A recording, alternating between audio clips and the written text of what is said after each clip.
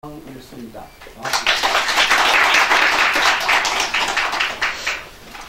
바른시민사회 사회시민회의 평소에 제가 활동을 언론을 통해 보면서 매우 감사와 존경의 마음을 가졌었는데 이렇게 불러주셔서 먼저 심심한 감사의 말씀을 드립니다.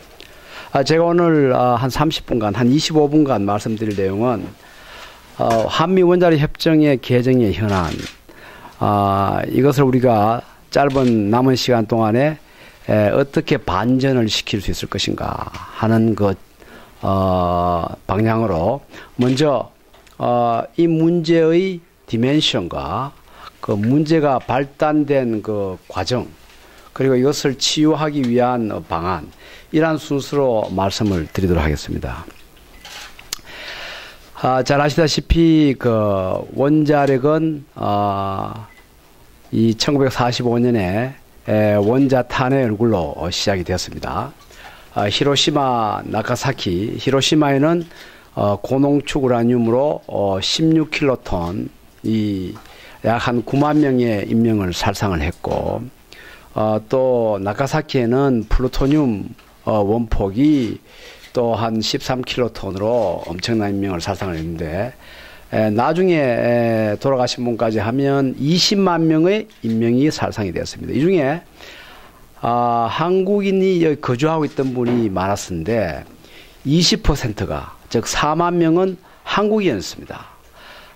그리고 우리나라는 한국인은 세계 두 번째로 원자력에 의해서 어떤 종류든 간에 원자탄에 의해서 사망이 많은 나라다, 이렇게 생각하셔도 좋습니다. 그 후에 소련과 각 나라의 핵무기 경쟁이 되면서 이제 미국이 아차, 이리로 나갔다가는 자기들이 당하겠다 하는 생각에서 53년에 아이젠하워 대통령이 유엔에서 소위 원자력의 평화적 이용이라고 하는 유명한 연설을 하면서 이제 우리가 잠수함용 원자로를 개발했으니까 이 기술을 평화적인 에너지의 생산으로 다 줄 테니까 단 이것을 핵무기 만드는 데 사용하지 않겠다 하는 약속만 하라. 그러면 우리가 과연 그렇게 하는지 하는 것을 일일이 감시를 하면서 모든 기술을 주겠다 하는 약속을 합니다. 그러고는 많은 나라들이 여기에 호응을 하지 않을 수 없는 것이 미국으로부터 전후 복구 원조를 받고 있는 상태였고, 또한 원자력이라는 것은 그 당시에 두 개의 얼굴을 가진 양적 측면에서 전부 다 너무나 신비스러운, 가지지 않으면 국가의 경쟁력에 커다란 문제가 되는 그러한 것이기 때문에 모두 다 여기에 동의를 해서 1957년에 처음으로 비엔나의 IAEA라고 하는 원자력 경찰이 발족을 합니다. 그리고 1970년에 Non-Proliferation Treaty, 핵 확산 금지 조약이 이제 전부 다 서명을 하게 되고, 우리나라도 서명을 해서 1975년에 발효가 됩니다. 이렇게 되면서 우리나라는 이제 그 IAEA에 가입도 하고 또 미국과 별도의 원자력 협정을 맺습니다. 미국은 유엔의 조직 자체에 어떤 구멍이 있다는 걸 알기 때문에 그러한 큰 원칙을 유엔에서 해놓고는 항상 개별적으로 실행 계획은 구체적인 국가 간의 협정을 맺어서 이것을 추진해 왔습니다.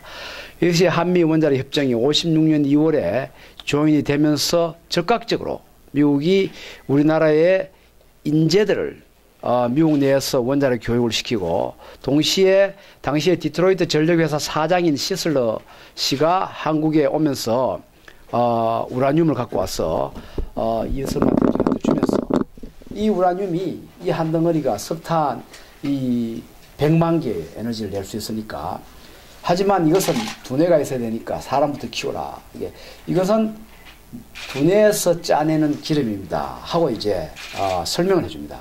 바로 우리는 원자력 연구원을 설립을 하고, 이제 원자력 협정이 56년에 처음으로 서명이 됐지만 미국이 원자력 연구원의 연구용 원자로 아주 조그만 100kW 전등 하나의 열밖에 안 나는 그러한 지금으로 보면 장난감 같은 걸 하나 주면서 여기에 들어가는 해결료에 대한 관리 방침을 또 1차 개정을 해서 먼저 해놓고 그 다음에 이 기술이 들어오기 시작합니다.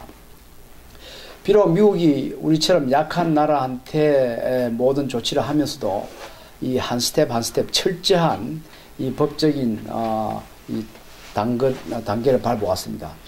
그리고 이제 70년에 우리나라가 미국과 웨스팅하우스와 협의를 해서 고릴로기 원자력 발전소를 계약을 합니다. 그러자마자 미국 정부는 다시 73년에 이 협정을 개정을 해서 이제 동영로, 이제까지는 연구로가 아닌 동영로를 도입 운영을 하기 위한 모든 명시적인 규정을 다시 협정으로 만들고 여기에 내용에 대한 개정이 좀 있어서 73년 3월에부터 시작해서 원래는 2013년 3월까지 발효하기로 했었는데 개정사항이 추가가 돼서 74년 5월에 다시 발효를 하는 바람에 이것은 1914년 3월 19일까지 효력을 갖는 그렇게 합의가 되었습니다. 그러면 지금 유효한 과거 40년 동안 우리가 입고 있었던 옷이 무엇이냐 하면 한국의 원자력 평화적 이용을 위한 동영로, 연구로 기술 장비를 미국이 다 제공을 한다. 제공할 우라늄은 농축도가 20% 이하다. 그리고 필요하지만 꼭 필요한 경우에는 20% 이상도 제공할 수 있다. 농축 우라늄은 발전 시설 용량 5,000메가와트, 즉 한국 표준형 원전 5기 정도의 규모까지만 공급한다 했는데 우리나라가 75년에 NPT에 조약을 함으로써 이것이 이제는 공급 상한이 철폐가 되면서 아무리 원자력 발전소가 많아도 다 공급할 수 있도록 그렇게 했습니다. 그리고 한국에 제공된 장비와 물질은 핵무기 제조에 사용이 불가하다는 것이고, 그리고 IAEA의 모든 사찰을 받아야 한다. 만약 이것을 물질을 형상 변경을 하고자 할 때는 양국의 사전 합의가 있어야 된다. 사실은 미국의 동의가 있어야 된다는 거죠. 그리고 다른 나라로 재이전도 미국의 동의 후에서만 가능하다. 만약 한국이 안전조치를 따르지 않을 경우에는 일방적으로 협정을 종료시키고 제공된 물질에 반환을 요구할 권리를 미국이 갖는다 하는 것입니다.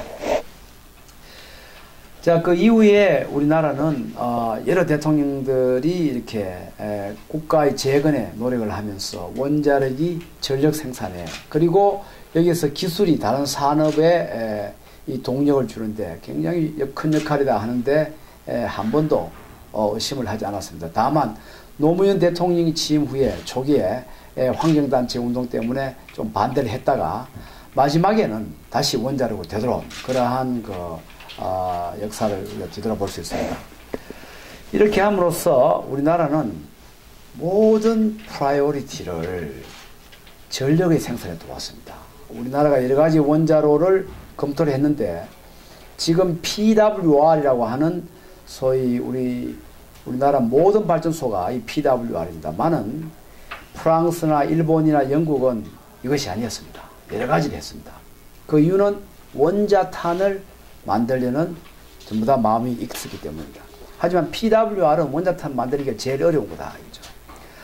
하지만 안전성이나 그 경제성이나 모든 앞으로 산업 성장력은 PWR이 가장 좋다 하는 것이 그때 결론이 나 있었기 때문에 우리나라는 뒤도 안 보고 PWR 간다 했죠. 그 당시에는 많은 나라들이 로비를 하면서 특히 그 중공업에 돈을 대던 그 로비스트가 아이젠버그라고 하는 분이 계셨는데 그분은 영국의 로비스트로서 가스 냉각로를 밀었지만은 우리는 앞으로 안전성과 경제성을 위해서 PWR 가야 되겠다 하는 결정을 내리죠. 그래서 아이젠버그가 충주 비대공장에 돈줄을 끊어버리겠다는 협박까지 하게 되고 그 후에 우선 PWR 하나를 짓고 두 번째 거를 가스 냉각로로 하겠다 약속을 해줍니다. 하지만 고릴로기를 짓는 사이에 가스 냉각로에 사고가 나서 영국 정부가 수출 금지령을 내리는 바람에 우리는 계속 PWR만 고수할 수 있게 됩니다. 이러한 우리나라의 지도층에 또 대통령들의 소위 경제성, 안전성 위주의 현명한 이러한 정책이 오늘 우리나라가 세계 어느 나라보다도 원자력에 대한 안전성과 운영 효율에서 높은 그러한 성적을 달성하는 초석이 되었습니다. 최근에 와서 한국수력 원자력이 거짓말을 하고 부정부패에 휩싸이고 해서 우리들의 신뢰를 상당히 잃어버렸습니다만은 최근까지 이런 일이 생기기 전까지는 우리가 세계에서 또 IAEA가 또 미국이 우리를 가장 성공한 나라로서 칭찬하는 그러한 여건에서 2030년까지 총 원전을 60%까지 올리겠다 하는 야심찬 계획까지 세웠습니다만은 이제 상당히 아마 뒤로 물러설 수밖에 없는 그러한 여건이 됐습니다. 이러한 현황에서 우리가 사용후 해결료에 대해서는 별로 생각을 안 했습니다. 하지만 일본은 그리고 스위스는 집요하게 우리가 사용후 해결료와 우라늄 농축에 대해서 권한을 가져야 되겠다 해서 일본은 88년에 농축과 우라늄의 자율권을 얻어냈습니다. 자, 이 일본의 논리는 이 사용후 해결료라고 하는 것을 뜯어보면 그 속에는 95%가 우라늄이 안 탄 채로 남아있다는 거죠. 약 5%가 타고는 그 다음에 불이 힘이 없어져 가지고 불이 꺼져버린다는 겁니다. 그래서 이것을 재활용을 해야 되겠다. 또 그 속에는 플루토늄이 약 1%가 생깁니다. 지금 우리 발전소에는 매년 한 20톤의 해결료가 들어가고 있는데 거기에 1%라고 하면 매년 한 200kg의 플루토늄이 사용후 해결료에 포함돼서 발전소에서 한 기당 200kg이 지금 발생되고 있는 것입니다. 이걸 활용해야 되겠다. 일본은 속마음이 딴 데 있었던 거죠. 하지만 우리는 우선 경제성과 안전성에 일관했기 때문에 여기에 대해서 큰 반기를 들지 않고 계속해 나왔습니다. 자, 일본이 하는 방식은 이제 플루토늄을 끄집어내면은 농축 우라늄이 필요 없이 농축하는 대신에 플루토늄을 우라늄하고 섞어서 혼합 해결료, 소위 목스라고 하는 제일 오른쪽에 지금 돌아가는 원자력 발전소에 그 해결료를 끼워 넣으면은 농축 없이 돌아간다 하는 것이죠. 그래서 일본이 자원이 없으니까 여기에 대한 안보를 구축하겠다 합니다. 하지만 이 목스 해결료는 가격 경제성으로 볼 때는 말이 안 되는 겁니다. 농축 우라늄에 비해서 연료값이 한 5배 비쌉니다. 그런데 일본이 이제 이렇게 해서 지금 추진을 하고 있는데 왼쪽에 그리면은 드디어 제7위 공장에서 핵 폭발 사고가 나서 사람이 죽고 하는 사고 생기죠. 최근에 후쿠시마에서 생기죠. 왜 이런 일이 생기느냐. 일본은 농축 제7을 너무 일찍 푸는 바람에 원자력계 에이스들을 다 농축과 제7에 돌립니다. 그리고 발전소를 돌리는 데는 소위 그만한 에이스가 없다 이거죠. 그러니까 곳곳에서 사고들이 생기기 시작합니다. 다행히 우리나라는 이러한 것에서 손발이 묶여 있었기 때문에 그 반대 격부는 안전하고 효율성 있게 원자력 발전소를 돌려왔다 하는 것이죠. 하지만 원자력계에서 연구개발기에는 항상 일본이 그것이 하나의 우리의 모델이었고 지난 수십 년간 일본 모델로 우리도 플루토늄 이카노미다. 플루토늄을 재활용하자 하는 그러한 기치를 꾸준히 추진해 왔는데요. 그 예로서 2008년에 한국원자력위원회에서 통과한 장기 계획이 여기 나와 있습니다. 보시면 경수로에서 나온 해결료는 파이로 프로세스로 재처리해서 플루토늄은 소듐 고속로에서 태우되 중수로에는 해결료가 이 천연 우라늄이 들어가기 때문에 불길이 약해서 한 몇 달만 태우면 불이 꺼져버립니다. 그래서 계속 해결료를 집어넣어 주는데 여기는 플루토늄이 별로 없습니다. 그러니까 이 플루토늄이 별로 안 나기 때문에 재처리 해봐야 건질 것이 별로 없다. 경제성이 없기 때문에 이것은 재처리하지 않고 바로 고준위 처분장에 다 버리겠다 하는 두 가지의 정책을 세워서 이것이 한미 원자력 협정에 기반이 되어서 지금 협상을 하고 있는 그림입니다. 여기에서 또 우리는 외국과 협력하는 것이 아니라 우리 스스로 기술을 개발해서 핵 주권론을 여기다 가미를 하게 됩니다. 이거는 미국이 볼 때는 지금 미국이 일본에 허가를 해주고 난 다음에 일본이 다시 플루토늄을 가지고 제대로 소위 몬주 고속로를 제대로 돌리지도 못했어. 플루토늄이 쌓이고 있고 최근에 와서는 핵 무장을 하겠다 하는 그런 엄포를 놓고 있는 걸 볼 때 한국이 일본을 그대로 따라가고 있구나. 아, 한국한테는 다시 더 속아서는 안 되겠구나 하는 마음을 단단히 먹고 있는 때다 하는 것을 우리가 잊지 말아야 될 것이다. 그럼 파이로 프로세스가 무엇이냐 하면 사용후 해결료를 이것은 이제 튜브입니다. 이것을 껍데기를 피복이라는 것은 껍데기를 벗기면은 까만 분필 동강 같은 게 나오는데 이 해결료를 공기 중에서 소위 산화를 시켰다가 환원을 시켰다 하면 가루가 됩니다. 가루가 되면 이것을 보통은 질산에 넣는 것이 섭식 제철인데 질산에 넣는 대신에 소금을 500도로 실어 녹이면 질산처럼 맑은 물이 되면서 이 해결료를 다 녹일 수 있습니다. 일단 녹으면은 질산이든 여기서는 용융염이든 소금이든 간에 다 액체가 돼서 녹으면은 전기적인 특성이 달라지기 때문에 거기에서 물질들을 추출할 수 있습니다.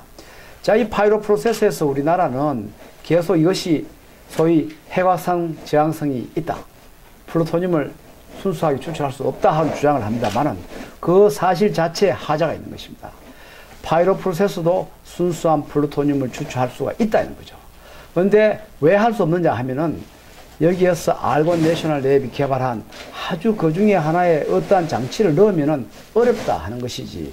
하지만 일단 공장에 서면은 그 장치를 뽑아내버리면은 충분히 가능하기 때문에 제3자가 볼 때는 이걸 하나 가지고 마치 방탄유리인 것처럼 그렇게 주장하면 또 미국에서 볼 때는 이것은 너무 정치적이다. 이건 합리적으로 대화하는 자세가 아니다. 하는 또 한 걸음 물러서게 하는 그런 문제가 있었던 겁니다. 그 사이에 이제 우리는 곳곳에 사용후 해결료의 중간 저장을 위해서 노력을 하지만은 곳곳에서 좌절하고 이제 중준위 폐기물에 대해서는 경주 처분장에 성공을 합니다. 왜냐하면 중준위 처분장은 이미 세계적으로 다 안전한 것이 입증이 되어 있기 때문에 또 세계적으로 수십 군데 중준위 처분장을 운영을 하고 있기 때문에 국민들 수용을 한 것입니다. 하지만 고준위 폐기물은 미국도 성공하지 못했습니다. 1982년에 미국의 야까 마운틴이라는 곳에 소위 우리나라의 사용후 해결료 같은 것을 집어넣으려고 한 처분장의 위치가 왼쪽 그림에 파란 색깔로 지금 네모로 표시가 되어 있습니다. 지금 저 주 전체가 네바다 주입니다. 그리고 나이 카운티라는 데의 노란 색깔은 저기서 원자탄을 1000번을 실험을 했습니다. 전부 다 오염된 지역입니다. 전부 다 국가가 소유하고 있는 지역입니다. 그 중에서 폐기물 처분장의 면적은 쥐꼬리만 합니다. 한 군에 쥐꼬리만한 면적이고 원자탄은 테스트한 사이트고 비 한 방울 안 오는 사막이다 하는 것이죠. 이런 데서도 옆에 있는 라스베가스에서 땅값 떨어진다고 반대를 해서 30년 후에 결국은 오바마 정부에서 무산시켰습니다.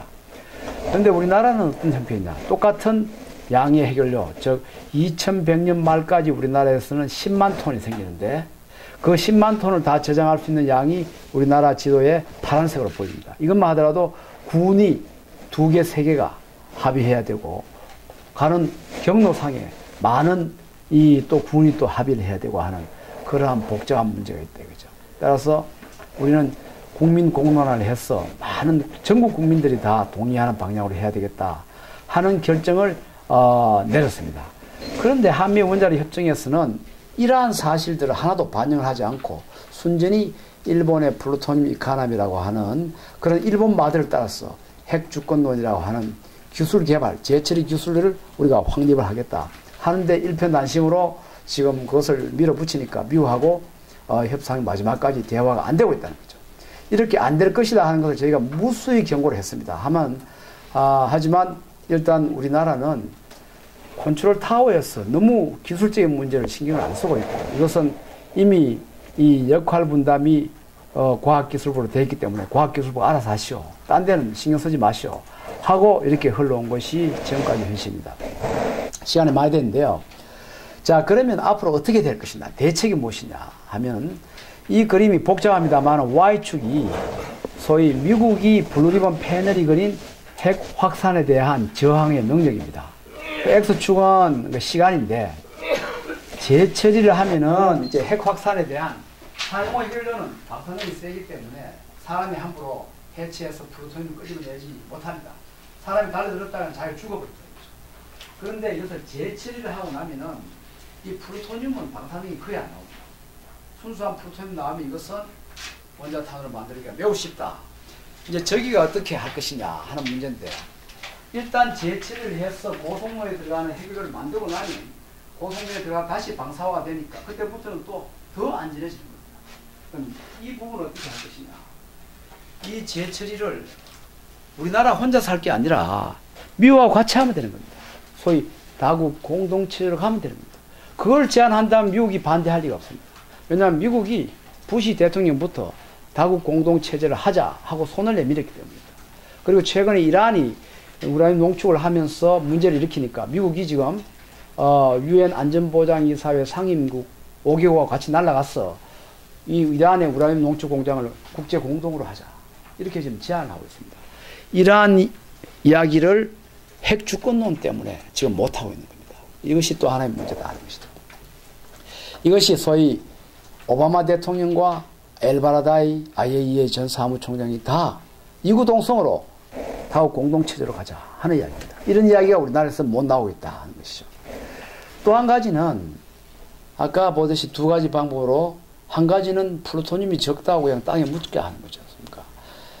그런데 두 가지 다 이것이 나중에 우리 후대한테 가서 이게 물에 녹아 나와서 해를 미치는 것은 똑같습니다. 한쪽은 폐기물을 줄여주고 한쪽은 그냥 두면 도대체 후대에 미치는 효과는 무엇이냐?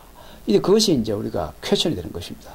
플루토늄이 문제가 아니라 후대에 미치는 안전성이 더 중요하게 우선순위가 돼야 된다 하는 것입니다. 그래서 만약에 최근에는 기술이 더 좋아졌어.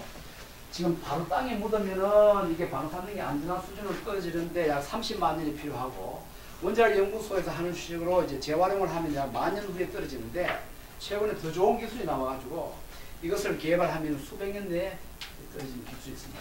하지만 원자력 연구원에서는 이 기술에 손댔다가는 더욱더 분리 능력이 깨끗해지니까 미국이 더 반대할까봐 이것을 겁내서 접근을 하지 않고 있습니다. 즉 핵 확산성에 대한 발휘질이니까 더욱더 정밀하게 분리하는 기술에 대해서 접근하지 않고 있어요. 왜냐?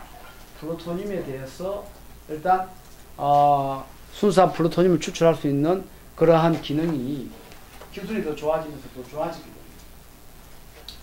자, 이런 것을 볼 때 우리가 만약 저렇게 간다 하더라도 한미 공동으로 또는 한미 1공동 이렇게 해서 국제 공동체제로 하면은 일단 플루토늄의 전용에 대한 위험이 없어졌어. 미국이 또 찬성할 테고, 국민들은 방사능의 피해 위험이 줄어드니까 또 국민들도 동의할 테고, 이러한 소위 모두가 다 회피할 수 있는 방안이 있는데도 불구하고 여기에 대해서 궤도 수정을 하지 않고 있다 하는 것이 오늘의 문제가 되겠습니다. 원자력은 앞으로 주력 에너지가 될 수밖에 없습니다. 세계 에너지 산업은 약 13 트릴리언 달러, 1경 5천억입니다. 연산 1경 5천억의 매출이 있고, 두 번째가 푸드고, 푸드가 한 6천억이고, 우리가 ICT, 전자, 반도체 다 해봐야 6천억, 6천조요. 에너지가 전체에서 1경 5천조입니다. 그리고 전자산업, 반도체 다 해봐야 3천조밖에 안 됩니다. 앞으로 우리가 선진국이 되려면은 전체 에너지에서 원자력이 약 6.5%인데 이 중에 1%만 올려도 우리의 GDP가 20%가 증가할 수 있습니다. 이렇게 큰 시장이 이제 인구가 많은 신흥국들이 경제가 활성화되면서 에너지 소비가 매우 증가하면서 우리가 찬스가 있는데, 이 앞으로 이번에 원자력 협정의 개정은 향후 우리나라의 성장 동력의 성패를 가를 수 있는 매우 중요한 일이다 하는 것입니다. 이것은 일개 연구소의 연구 문제가 아니다. 우리 민족 전체의 향후 산업의 성패를 다루는 문제다 이거죠. 그래서 제가 말씀드리고 싶은 것은 크게 세 가지입니다. 첫째, 일본식의 플루토늄 이코노미 논리는 이제 집어치우라 하는 것이고, 두 번째는 국가 성장 기반을 위한 원자력 산업적 정책 중심을 해서 다국 공동체제로 가면서 민생을 위한 전력 대란을 막고, 또 이 세계 이제는 우리나라만 잘 살 게 아니라 싸이처럼 세계의 경제와 세계의 평화를 리드를 하는 그러한 원자력 산업국으로 바라봐야 합니다. 그리고 다국 공동체제를 함으로써 미국도 회피하고 우리 국민들이 안심을 하는 그런 체제로 가자는 것이 제 권고다 하는 말씀을 드리면서 모두 발표를 마치도록 하겠습니다. 감사합니다.